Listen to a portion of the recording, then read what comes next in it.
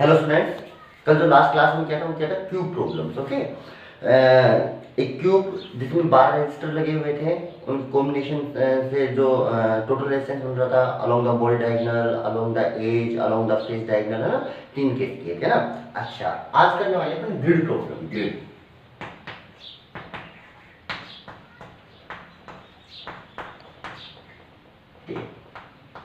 जैसे कि मैं आपका एग्जांपल बताऊं, जैसे मान लीजिए मैं आपसे बोलूं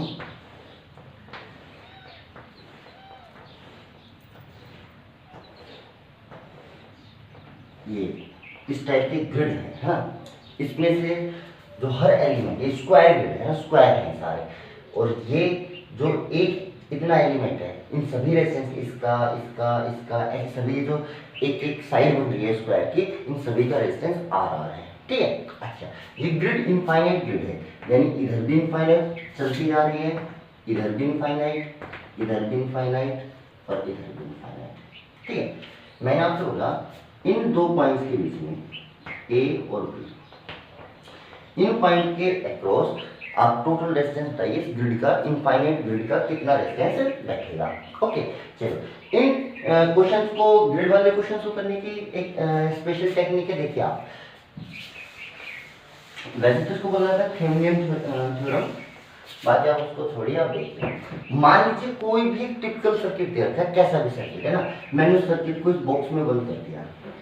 ठीक है। अच्छा, अब जिन दो पॉइंट्स के अक्रॉस आपसे रेजिस्टेंस पूछा गया है, उन दोनों पॉइंट से अगर मैं किसी बैटरी को जोड़ दूं, V वोल्ट की बैटरी को, ठीक है, और मान लीजिए सर्किट में करंट आया I, ये कैसा सर्किट है, बैटरी से करंट कितना चला I, तो जो इस सर्किट का टोटल रेजिस्टेंस आएगा R, टोटल रेजिस्टेंस वो आएगा total voltage by total current. ठीक है। तो अगर किसी सर्किट को कोई टिपिकल सर्किट है, उसको सॉल्व करने का एक तरीका ये भी है, जिन दो पॉइंट्स के अक्रॉस आपसे क्या पूछा गया है रेजिस्टेंस, उन दोनों पॉइंट को एक बैटरी से जोड़ दो, टोटल वोल्टेज बैटरी आप लगाओगे तो आपको पता होगा, और किसी तरीके से आप टोटल करंट निकाल लीजिए। क्या निकाल लीजिए, टोटल करंट। ओके, तो R इक्वल टू हो जाएगा V बाई आई। कितना हो जाएगा, V by I.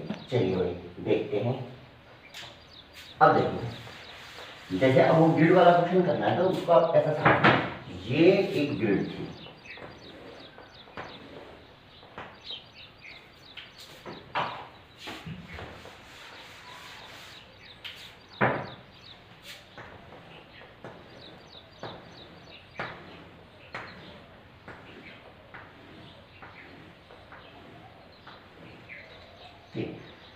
Infinite grid है, ये पॉइंट है A, ये पॉइंट है B। ठीक है। अच्छा, सबसे पहले मान लीजिए मैंने पॉइंट A को एक ऐसे सोर्स से जोड़ा जो I करंट दे रहा था। कितना करंट दे रहा था, I करंट दे रहा था। ठीक है। अच्छा, और कहीं से और कोई कनेक्शन नहीं है ना। अभी B पॉइंट को छोड़िए, आप A पॉइंट को मैंने एक सिंपल ऐसा सोर्स से जोड़ा जो I करंट फ्लो करा रहा था। तो I करंट अगर ये फ्लो कराएगा तो ये I करंट जाके 4 पार्ट्स में डिवाइड होगा। क्या चारों पार्ट सिमिलर है, इधर भी इनफाइनाइट, इधर भी इनफाइनाइट, इधर भी इनफाइनाइट और नीचे भी, तो चारों तरफ इक्वल करंट डिवाइड होगा, ये तो फिक्स है। यानी इधर इधर इधर और इधर, यानी चारों तरफ जो करंट फ्लो होगा वो होगा I/4, अगर I टोटल करंट आ रहा है तो। ठीक है। अच्छा जी, अब आप दूसरा ऐसे समझिए कि मान लीजिए ये ही ग्रिड है। अब A पॉइंट को छोड़ दीजिए आप, अब इस B पॉइंट को पकड़ लीजिए। मान लीजिए इससे वायर निकाला मैंने, मान लीजिए वायर अगर I करंट ले, तो देखो इस पॉइंट के लिए, अब इधर से I करंट आ रहा है तो इसके लिए तो चारों तरफ से एकदम सिमिलर है, तो चारों तरफ से कितना करंट आ रहा होगा, इस साइड से I/4, इसे तो 4 वायर कनेक्ट है ना, 1 2 3 4, इससे भी I/4 और इससे भी I/4, बोलो इतना करंट आ रहा होगा। ठीक है। देखो जब आपने इससे कनेक्ट किया तो बी पॉइंट कनेक्ट नहीं है, अगर बी पॉइंट कनेक्ट होगा तो चारों तरफ आप इसको सिमिलर नहीं बोल सकते। देखो सिमिलर तब है कि जब ये यहाँ, क्योंकि ये पॉइंट भी किसी से कनेक्ट नहीं है, तो जब ये भी किसी से कनेक्ट नहीं होगा तब आप आई करंट दोगे तो 4 इक्वल पार्ट्स में करंट डिवाइड हो जाएगा। ऐसे ही अब जब आपने बी से कनेक्ट किया है तो चारों तरफ से I/4 तब आएगा जब ये वाला पॉइंट किसी से भी कनेक्ट नहीं है। ये सिंपल दो केस है, अगर एक वायर के जिसमें आई करंट आ रहा है और यहाँ पे बी से कुछ भी टच नहीं है तो इसमें I/4 करंट जाने वाला है ना चारों तरफ, और ऐसे ही अगर आप आई करंट इससे निकालोगे तो चारों तरफ से I/4 करंट आने वाला है ना। इस डायग्राम को उठा के इसके ऊपर रख दो, इस डायग्राम को उठा के इसके ऊपर रख दो ना, सुपर इम्पोज कर दो, इसको ऊपर नीचे रख दो। तो ऊपर नीचे रखोगे तो देखो कैसा डायग्राम बनेगा, ठीक है। अच्छा देखो ये कुछ ऐसा बन जाएगा,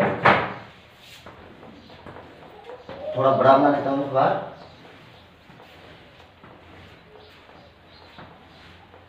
देखो इससे आई करंट आने के लिए आया था, तब इस वाली ब्रांच में देखो कितना करंट था, I/4। ये सिर्फ तब है जब ये सिंगल वायर कनेक्ट हो, और ऐसे जब ये वायर कनेक्ट होगी तब I/4 करंट और चाहिएगा इससे, है ना। ये कब है, जब ये सिंगल वायर कनेक्ट है तब I/4, जब ये सिंगल वायर कनेक्ट है तब I/4। यानी अगर ये दोनों वायर एक साथ आप कनेक्ट कर दोगे तो इस बीच वाले रजिस्टर में से जो करंट जाएगा वो जाएगा I/2। कितना जाएगा, I/2 इस वाले में से, ठीक है। अच्छा ये पॉइंट है A, ये पॉइंट है B।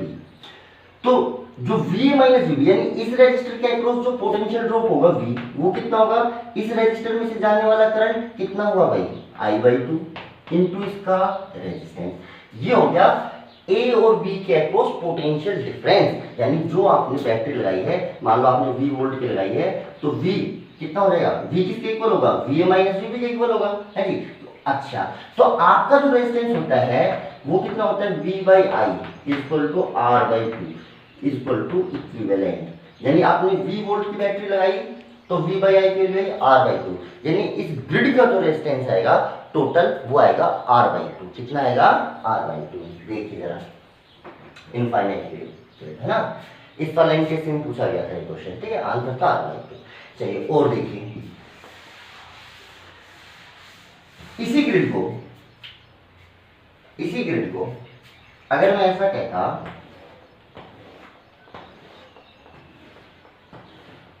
ये इनफाइनाइट ग्रिड है,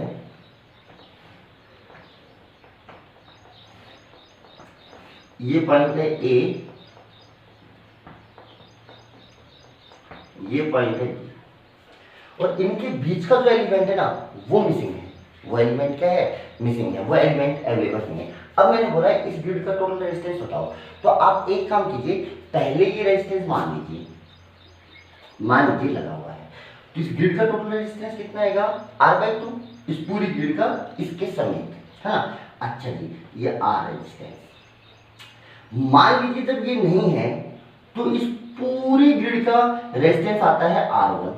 कितना आता है, R1, और ये लगाते ही यानी R रेजिस्टेंस और लगाते ही, ये R लगाते ही इन टोटल कितना हो जाता है भाई, R/2। बात समझ आ रही है। मान लीजिए आपसे पूछा जब ये नहीं है तो रेजिस्टेंस कितना होगा, मान लीजिए R1 होगा जब ये नहीं है तो, पर ये फिक्स है कि अगर इस R1 के अलावा अगर ये R रेजिस्टेंस और लगा दिया जाए तो टोटल रेजिस्टेंस कितना हो जाएगा, R/2। यानी R1 और R मिलकर कितने हो जाएंगे, R/2। अच्छा जी अब क्या ये R A और B के बीच में कनेक्ट है, यस सर, और ये R1 भी A और B के क्रॉस टोटल रेजिस्टेंस है, यस सर।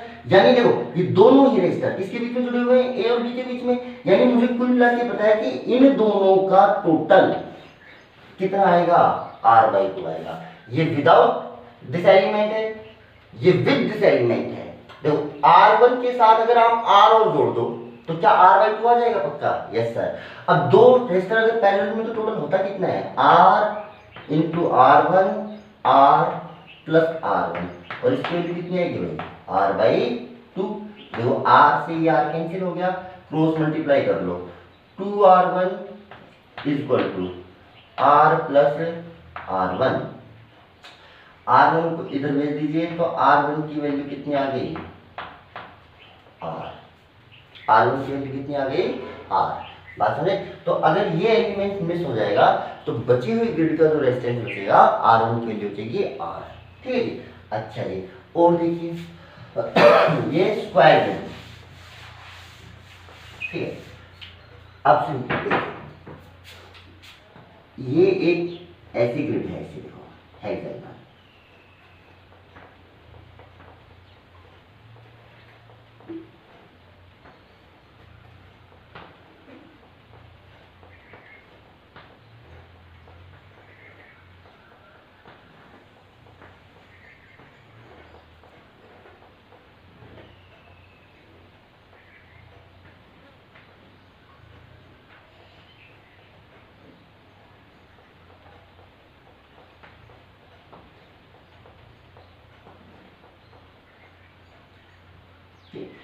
ऐसे इनफाइनाइट ग्रिड है,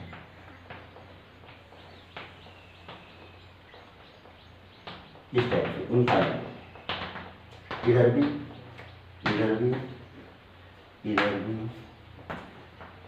मुझे पूछा ए और बी के अक्रॉस टोटल रेजिस्टेंस का, वो हर वायर का जो एलिमेंट है वो आर रेजिस्टेंस का ना, ये पॉइंट है ए, ये पॉइंट है बी। तो भैया आप सिंपली क्या करेंगे, सबसे पहले इसको आई से जोड़ेंगे। तो देखो आई कितने पार्ट में डिवाइड होगा, इससे जोड़ते ही 1 2 3, तो इस वाले पार्ट में कितना करंट आएगा भाई, I/3 आया। ऐसे जब आप इसको आई से जोड़ेंगे तो इस वाले में कितना आएगा भाई, I/3 आएगा। तो टोटल करंट इन दोनों के बीच में कितना हो गया, 2I/3, कितना हो गया 2I/3।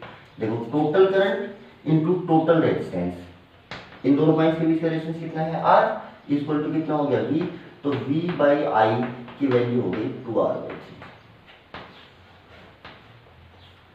ठीक है, ये कैसी थी, हेक्सागोनल ग्रिड थी ना, इनफाइनाइट ग्रिड थी। तो सिंपल आपको सिंपली क्या करना है, आई करंट दो, आई में इसमें कितना डिवाइड हो रहा है, I/3 आ रहा है इस केस में, फिर आई इसको दो, फिर कितना आएगा I/3, डबल कर लो, कितना हो गया 2I/3 into R equal to V, V/I equal to 2R/3, 2R/3 is the answer. Okay चलिए भाई,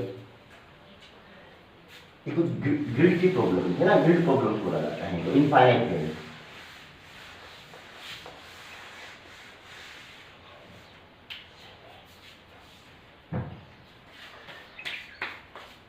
चलिए अब करते हैं इलेक्ट्रिक पावर। क्या करते हैं, इलेक्ट्रिक पावर। अच्छा एक बात देखिए, मान लीजिए ये कोई रेजिस्टर है जिससे ये पॉइंट ए, ये पॉइंट बी, ये रेजिस्टर आर, इससे आई करंट फ्लो हो रहा है। कितना करंट फ्लो हो रहा है, आई करंट फ्लो हो रहा है। ठीक है, अच्छा आई करंट फ्लो हो रहा है, तो यानी चार्ज इधर से इधर जा रहा हो, इलेक्ट्रॉन तो उल्टे करते हैं। मान लीजिए पॉजिटिव चार्ज है, मान लो आपने टी टाइम कर देखा, तो इधर से इधर तक क्यों चार्ज है, तो अगर आप सिंपली बात समझिए, करंट इधर जा रहा है तो ये हाई पोटेंशियल पे होगा और ये लो पोटेंशियल पे होगा। ठीक है, अगर आप पॉजिटिव चार्ज का फ्लो माने तो ये पॉजिटिव चार्ज इधर चल रहा है, हाई पोटेंशियल से लो पोटेंशियल चल रहा है। ठीक है, अच्छा मान लीजिए इसका पोटेंशियल है V1 और इसका पोटेंशियल है V2, तो सीधी सी बात है V1 is greater than V2। मान लीजिए किसी टाइम पे यहाँ से t टाइम में Q चार्ज यहाँ से यहाँ गया, तो जब ये चार्ज यहाँ पर था तो इसकी एनर्जी कितनी थी, Q इंटू V1, पोटेंशियल जो थी Q। अच्छा जब ये इस पॉइंट पे आया तो इसकी पोटेंशियल एनर्जी कितनी हो गई, Q इंटू V2। अब V2 कम है, यानी जो पहले एनर्जी ज्यादा थी और बाद में एनर्जी क्या हो गई चार्ज की, कम हो गई। अच्छा अगर ऐसा हो रहा है, यानी चार्ज जैसे जैसे फ्लो करता जा रहा है तो उसकी क्या कम होती जा रही है, एनर्जी। अब जो पोटेंशियल एनर्जी कम हो रही है, ये जा कहाँ रही है। अब जनरली तो जैसे आप मैकेनिक्स में पढ़ते हैं, potential energy is converted into kinetic energy, पर यहाँ तो जो करंट फ्लो होता है उसके जो चार्ज की जो स्पीड आती है, ड्रिफ्ट स्पीड आती है, वो आती है E/m इंटू टॉ। अरे जब तक पोटेंशियल डिफरेंस फिक्स है, E की वैल्यू फिक्स है, ना m चेंज हो सकता है ना E चेंज हो सकता है, और जब तक ये मटेरियल फिक्स है तो भी फिक्स है, यानी स्पीड तो इलेक्ट्रॉन की क्या रहती है, कांस्टेंट रहती है। ये क्वेश्चन ड्रिफ्ट वेलोसिटी जब पढ़ाया था उस टाइम भी बताया था आपको कि मोशन एक्सीलरेटेड होती है फिर भी वेलोसिटी कांस्टेंट आती है ना। अब वेलोसिटी तो कांस्टेंट है, इसका मतलब काइनेटिक एनर्जी तो बढ़ नहीं रही, यानी यहाँ से चार्ज यहाँ तक आया तो पोटेंशियल एनर्जी डिक्रीज हुई है पर काइनेटिक एनर्जी इंक्रीज नहीं हुई है क्योंकि स्पीड कांस्टेंट है भाई। अच्छा जी, तो अगर काइनेटिक एनर्जी इंक्रीज नहीं हुई, एनर्जी कंजर्वेशन कहता है कि energy neither be created nor destroyed, तो एनर्जी क्रिएट भी नहीं हो सकती, डिस्ट्रॉय भी नहीं हो सकती, पर ये एनर्जी कम हुई है तो किसी ना किसी फॉर्म में तो और एनर्जी निकली होगी, किसी ना किसी फॉर्म में तो एनर्जी निकली होगी। वो जिस फॉर्म में एनर्जी निकली है उसको जनरली हीट की फॉर्म में निकली है। किस फॉर्म में निकली है, हीट की फॉर्म में निकली है ना। यहाँ से जब करंट फ्लो होगा तो गर्म हो जाएगा, कुछ हीट निकल जाएगी ना। अच्छा जैसे मान लो बल्ब है तो ये अपन को इतनी हीट एनर्जी दे देगा, क्या दे देगा, हीट एनर्जी है ना। अच्छा देखो टी टाइम में क्यू चार्ज फ्लो हुआ था, ये इतना हो गया। अब तो कितनी हीट प्रोड्यूस हुई बेटा, हीट प्रोड्यूस हुई QV1 एनर्जी थी, इसमें से QV2 तो अब भी बची हुई है, बाकी सारी जो लॉस हो गया वो सब किस में चला गया, हीट में। तो आप इसको लिख लोगे QV1 माइनस V2। अच्छा जी ये हो गया QV1 माइनस V2 को लिख लो पोटेंशियल डिफरेंस V, क्या लिख लो V। तो जो हीट प्रोड्यूस हुई वो हुई Q इंटू V, पर ये कितने टाइम में प्रोड्यूस हुई, ये हीट इलेक्ट्रिक एनर्जी इतनी इलेक्ट्रिक एनर्जी हीट में कन्वर्ट हो गई, इतनी इलेक्ट्रिक एनर्जी हीट में कन्वर्ट हो चुकी है। कितने टाइम में? टी टाइम में। कितने टाइम में? टी टाइम में। तो पर यूनिट टाइम इसको बोला जाता है electric power, electric energy per unit time. तो इलेक्ट्रिक एनर्जी कितनी थी? क्यूवी, जो हीट में कन्वर्ट हुई है, और टाइम कितना है इसमें? टी। अगर क्यू बाई टी देखो तो कितना होगा? आई वी। इसलिए इलेक्ट्रिक पावर का जो फॉर्मूला होता है वो होता है वी आई। कितना होता है? V I. इलेक्ट्रिक पावर का फॉर्मूला है। बात समझ में? अच्छा जी। तो सिंपल सिंपल सी बात है कि जब जब करंट फ्लो होता है तो चार्ज की पोटेंशियल एनर्जी बढ़ती है घटती है? करंट की फ्लो की डायरेक्शन में घटती है पोटेंशियल एनर्जी, ठीक है। अच्छा, पोटेंशियल एनर्जी डिक्रीज हो रही है तो वो एनर्जी किस में कन्वर्ट हो रही है? देखो सिंपल सी एक तो बात आप ये याद रखो, मैं आपसे बोलूं कि चार्ज हमेशा हाई पोटेंशियल से लो पोटेंशियल चलता है? नहीं, चार्ज हमेशा हाई पोटेंशियल से लो पोटेंशियल नहीं चलता। पॉजिटिव चार्ज हमेशा हाई पोटेंशियल से लो पोटेंशियल चलता है, नेगेटिव चार्ज उल्टा चलता है, ठीक है। अच्छा, दूसरा कि जो करंट फ्लो हो रहा है, करंट हमेशा किधर फ्लो होगा? हाई पोटेंशियल से लो पोटेंशियल, ठीक है। अच्छा, जो चार्ज जो फ्लो हो रहा है अगर वो पॉजिटिव है तो किधर आ रहा होगा? हाई से लो, और नेगेटिव है तो किधर से जा रहा होगा? लो से हाई। पर दोनों ही केस में पोटेंशियल एनर्जी डिक्रीज होती है। दोनों ही केस में किधर क्या डिक्रीज होती है? Potential energy. तो नेगेटिव चार्ज है वो लो से हाई गया है, पर नेगेटिव है ना, तो नेगेटिव है तो नेगेटिव क्वांटिटी जितनी बड़ी होगी उतनी वैसे छोटी होती है। जैसे -5 -4 से छोटा है ना, तो इधर आएगा तो देखो इधर आएगा तो ये वैल्यू बढ़ती जाएगी। नेगेटिव चार्ज है तो नेगेटिव वैल्यू बढ़ेगी, तो यानी कम होती जाएगी। यानी चार्ज जब भी फ्लो होता है पोटेंशियल डिफरेंस के कारण, तो देखो चार्ज तो पॉजिटिव है तो हाई पोटेंशियल से लो पोटेंशियल जाएगा, नेगेटिव है तो लो पोटेंशियल से हाई पोटेंशियल आएगा, अगर चार्ज पोटेंशियल डिफरेंस के कारण फ्लो हो रहा है तो। पर दोनों ही केस में पोटेंशियल एनर्जी हमेशा डिक्रीज होगी, और पोटेंशियल एनर्जी किसकी फॉर्म में अपीयर होती है? हीट की फॉर्म में। और हीट की फॉर्म में एनर्जी अपीयर हो रही कितनी? इतनी। तो पर यूनिट टाइम कितनी एनर्जी हो गई? एनर्जी बाय टाइम, इसको लिख लो, ये कितना आ गया? वी आई। इसको बोला जाता है इलेक्ट्रिक एनर्जी। क्या बोला जाता है इसको? सॉरी, इलेक्ट्रिक पावर, ठीक है। इसको आप ऐसा भी समझ सकते हैं, देखो मैं तो एक तरीके से और समझाता हूँ आपको, देखिए। जैसे मान लीजिए मैं आपको एक सर्किट बना दूं कि भाई ये रजिस्टर है और इसको V वोल्ट से जोड़ दूं मैं। सुनना जरा, देखिए ये 0 पे तो ये 0 पे, ये V पे तो ये V पे, ठीक है। मान लीजिए इससे I करंट फ्लो हुआ। कितना करंट फ्लो हुआ? I। मैंने T टाइम तक देखा तो T टाइम में चार्ज कितना फ्लो हो जाएगा? तो भाई Q बराबर कितना होता है? IT। इतना चार्ज फ्लो हो जाएगा ना, यानी अगर T टाइम तक देखूं तो इस बैटरी से कितना चार्ज फ्लो हो गया? Q equal to IT। इतना चार्ज फ्लो हो गया, ठीक है। यानी इतना चार्ज बैटरी से फ्लो हो गया। जब ये चार्ज Q यहां था तो इसकी पोटेंशियल एनर्जी कितनी थी? Q इंटू 0, QV होती है ना। और जब ये इस पॉइंट पे आया तो इसकी एनर्जी कितनी हो गई? QV। Q चार्ज आया, V पोटेंशियल पे, QV। अच्छा, यानी बैटरी से जब ये चार्ज क्रॉस हो रहा है, बैटरी से जब ये चार्ज क्रॉस हो रहा है तो इस चार्ज की एनर्जी बढ़ रही है। देखो इधर से Q चार्ज गया, इधर से Q निकला, ठीक है। पर जब इधर से गया था तो इसकी एनर्जी 0 थी, जब इधर आया तो इसकी एनर्जी कितनी हो गई है? QV। अब यानी इसकी जो ये एनर्जी बढ़ी है, ये एनर्जी किसने सप्लाई की है? इसे बैटरी ने सप्लाई की है। किसने सप्लाई की है? बैटरी ने। यानी बैटरी ने इस चार्ज पे वर्क किया है। तो what is the work done by battery? Battery का वही वर्क है जो चार्ज की एनर्जी बढ़ गई। किसने बढ़ाई है? बैटरी ने। अच्छा, कितनी एनर्जी बढ़ गई बेटा? 0 से इतनी हो गई, तो कितनी होगी? Q into V। ये हो गया आपका वर्क डन बाय बैटरी। कितना हो गया? Work done by battery. कितने टाइम में? T टाइम में। तो यहाँ आप इसको लिख सकते हो work done by battery equal to Q की वैल्यू रख दो भाई, IT इंटू V। तो V into I equal to WB by T, यानी इलेक्ट्रिक वर्क अपॉन टाइम। इसको बोला जाता है पावर। क्या बोला जाता है? पावर। यानी इतनी पावर ये बैटरी सप्लाई कर रही है। P इक्वल टू कितना होगा? VI।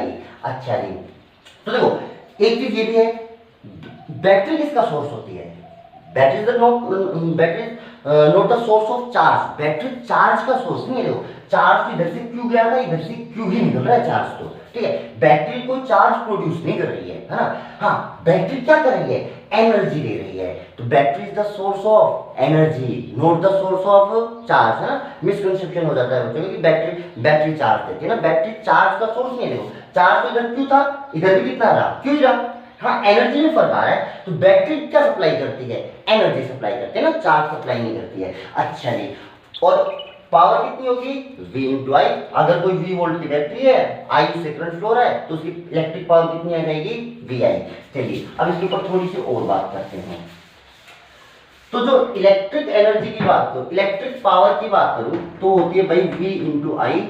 ओम्स लॉ से V को लिख सकते हो आप I इंटू आर, तो I स्क्वायर इंटू आर भी लिखा जा सकता है, और I को लिख सकते हो V बाई आर, तो V स्क्वायर बाई आर भी लिखा जा सकता है। तीनों फॉर्मेट है भाई इलेक्ट्रिक पावर के। अच्छा जी, यूनिट, अच्छा इसका एक फॉर्मूला और, work done upon time, electric work upon time, या इलेक्ट्रिक एनर्जी अपॉन टाइम, है ना, ई भी लिख देते हैं, इलेक्ट्रिक एनर्जी सप्लाइड पर मिनट टाइम। तो यूनिट की बात करूं, अगर यूनिट की बात करूं तो ऊपर एनर्जी की जूल और नीचे टाइम की कितनी सेकंड। तो जो इलेक्ट्रिक पावर की यूनिट होगी वो होगी जूल पर सेकंड, और इसको क्या बोला जाता है, इसको बोला जाता है वॉट। वॉट भी बोला जाता है, क्या बोला जाता है वॉट। तो इलेक्ट्रिक पावर की यूनिट कितनी हो गई वॉट। ओके, अच्छा दूसरी चीज देखिए, अगर मैं कहूं define one what, one what क्या होता है, ठीक है, तो वन वॉट क्या होता है, अगर एक सेकंड में एक जूल एनर्जी ट्रांसफर हो रही है, इसका मतलब उस सोर्स की पावर कितनी है, 1 वॉट, है ना। If a source can supply energy 1 joule in 1 second, then it's power is known as 1 what.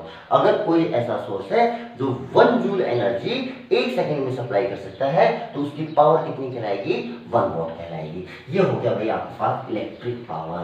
क्या चीज हो गई, इलेक्ट्रिक पावर, ठीक है। अब देखिए, अब इसके ऊपर सिंपल सी बातें करते हैं ना। देखिए, जैसे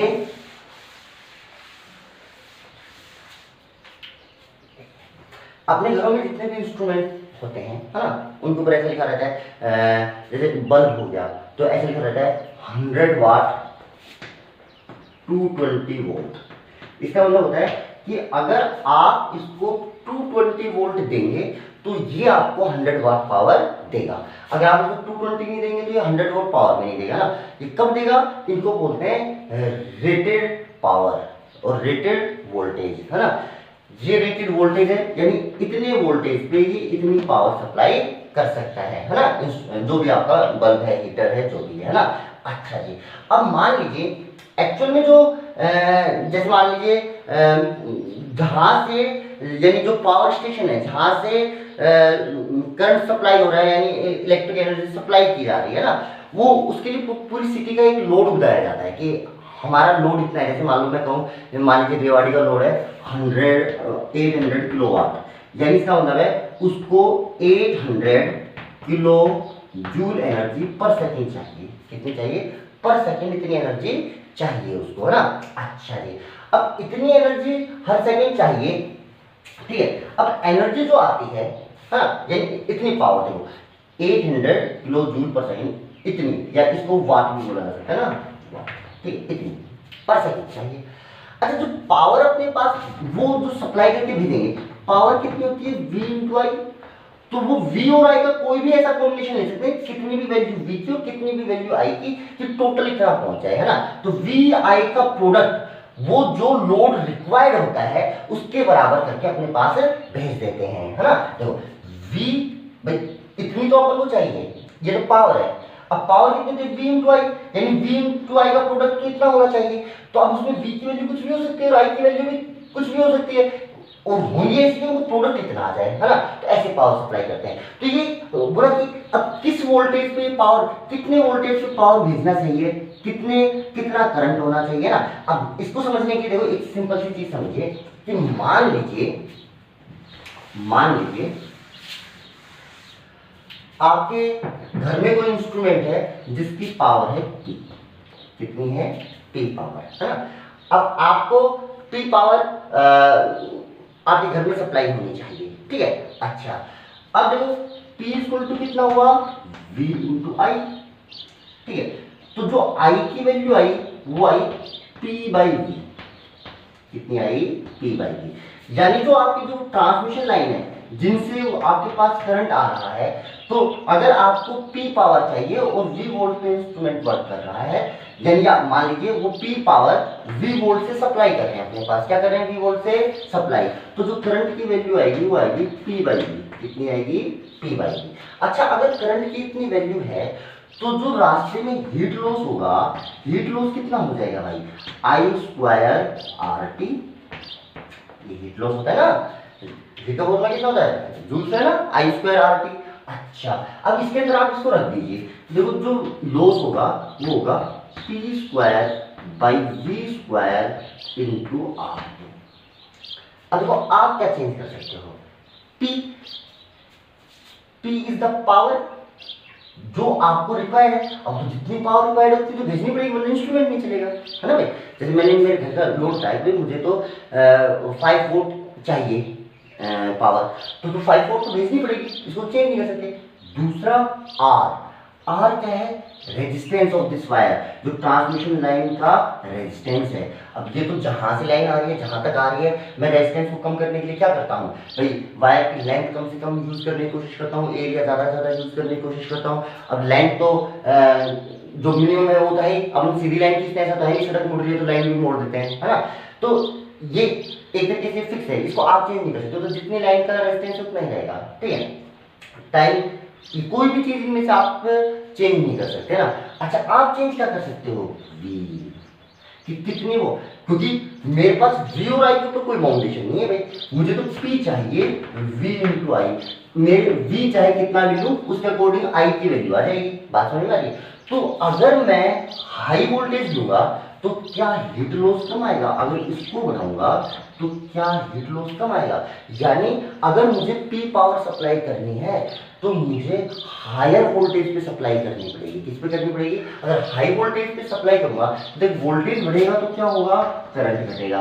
तो जो ट्रांसमिशन लाइन से, जो ट्रांसमिशन लाइन, ये किसका, ये कौन सा वोल्टेज है, जो ट्रांसमिशन लाइन जिस वोल्टेज पे एनर्जी को ट्रांसफर कर रहा है ना, मुझे तो ये रिक्वायर्ड है मेरे घर में वी और आई का कॉम्बिनेशन। तो वैसे ट्रांसमिशन जो वहां से भेज रहे हैं उनको कोई सिलेक्ट करना है, तो उन्होंने देखा कि भाई वोल्टेज अगर बढ़ा दिया जाएगा तो रास्ते में हीट लॉस कम हो जाएगा। क्या कम हो जाएगा, हीट लॉस कम हो जाएगा, है ना। या तो एच बाई टी कर दोगे तो याद आएगा पावर लॉस। तो जो पावर लॉस है, पावर लॉस कितना हो जाएगा, P square upon V square into R. तो power loss is inversely proportional to V square होता है, यानी जितना हाई वोल्टेज पे एनर्जी ट्रांसफर करोगे उतना ही लॉस कम होगा। इसके लिए देखो क्या किया जाता है कि जो ट्रांसमिशन लाइन होती है, आपने सुना होगा, देखो अपने घरों में जो लाइट चाहिए तो 220 वोल्ट की चाहिए, कितनी चाहिए, 220 वोल्ट की। जबकि लाइन ट्रांसमिशन लाइन होती है कितने, 11,000, 33,000, 1,11,000 ना, हाई वोल्टेज की होती हैं।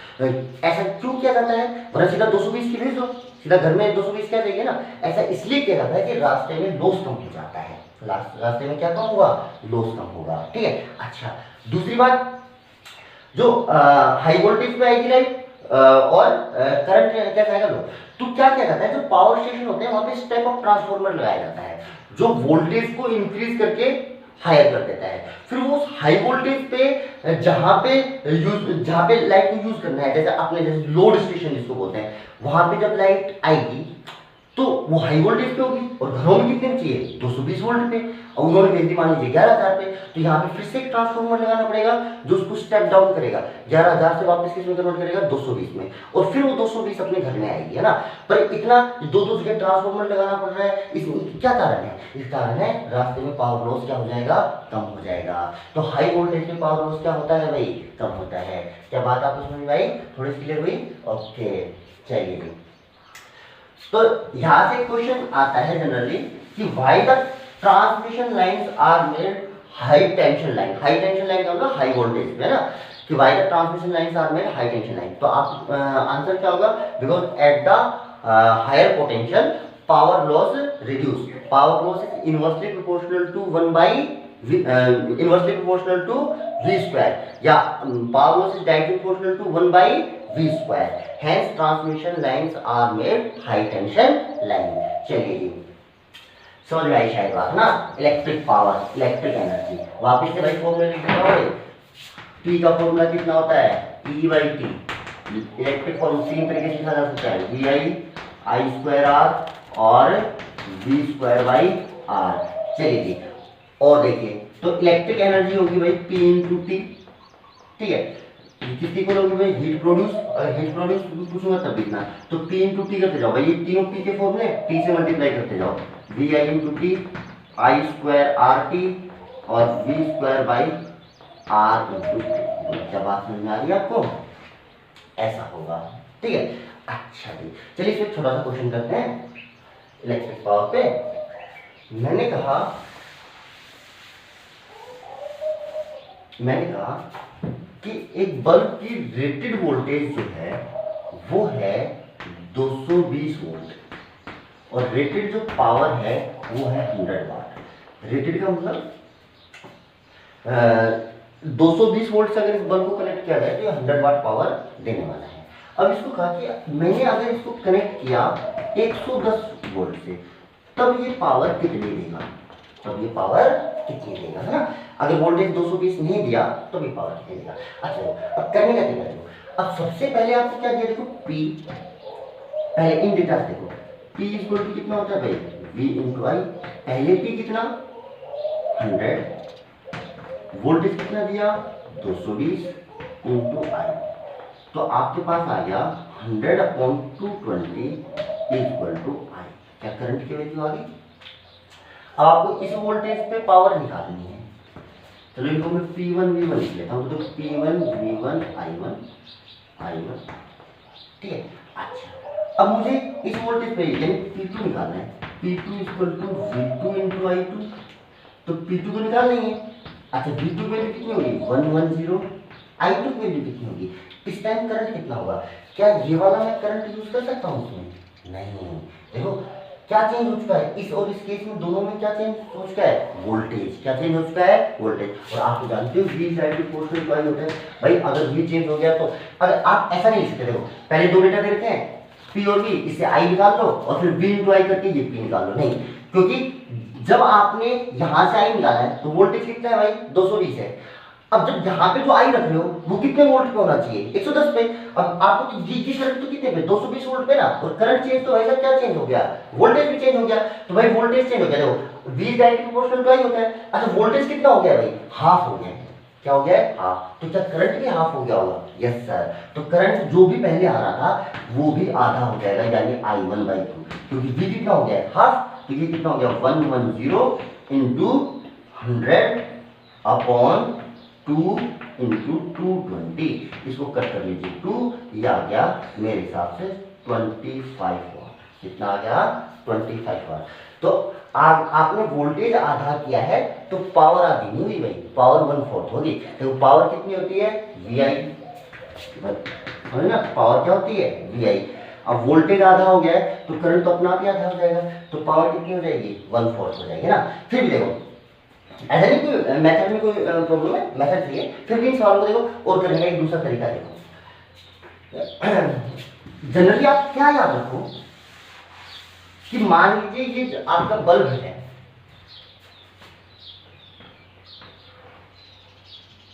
ये आपका बल्ब है, इसके अंदर ऐसे फिलामेंट लगा होता है।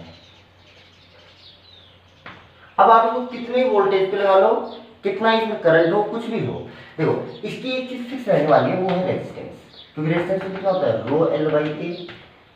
रो मटेरियल तो चेंज होने वाला नहीं है ना, इसकी जो फिलामेंट की लेंथ है वो चेंज होने वाली है ना, इसका एरिया। तो क्या चेंज नहीं होगा, रेजिस्टेंस। और वैसे भी रेजिस्टेंस तो आप जानते हो is the independent of V and independent of I। तो देखो अगर मैं वोल्टेज चेंज करूं तो क्या पावर चेंज हो रही है, अभी भी देखा था यस सर हो रही है। वोल्टेज चेंज हो रहा है तो क्या करंट भी चेंज हो रहा था, यस सर हो रहा था करंट भी चेंज। पर क्या चीज है जो इन दोनों केस में चेंज नहीं होगी, जो इसमें और इस दोनों केस में सेम रहेगी, वो है रेजिस्टेंस। क्योंकि resistance is the independent of voltage, independent of current. और जिन डेटा पे डिपेंड कर रहा है इनमें से कोई भी डेटा चेंज नहीं हो रहा है। यानी अगर मैं इस ऊपर वाले केस से आई निकालूं तो उसको नीचे वाले केस में यूज नहीं कर सकता। P = VI से जो मैं निकालूं आई, तो इसमें वो आई यूज नहीं कर सकता ना।